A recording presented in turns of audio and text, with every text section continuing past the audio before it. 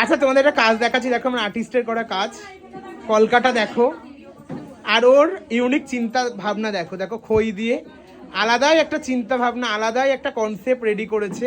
তোমরা যারা দেখছো অবশ্যই দেখে জানাবে যে তোমাদের কেমন লাগছে। এই যে আমার আর্টিস্ট, কি এক্সপিরিয়েন্স হলো?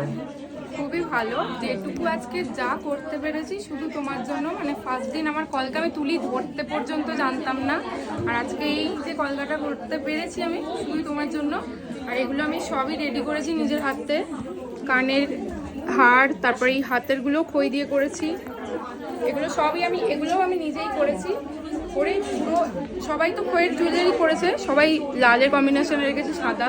তো আমি টোটালি আলাদা করে দারুণ করেছো তুমি, কেমন লেগেছে?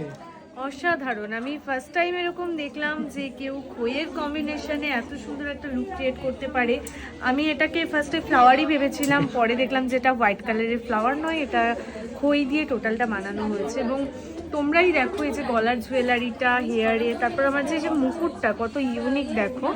তো এত সুন্দর একটা লুক ক্রিয়েট এটা বোধহয় এই একাডেমি থেকেই পাওয়া যেতে পারে। থ্যাংক ইউ বোন।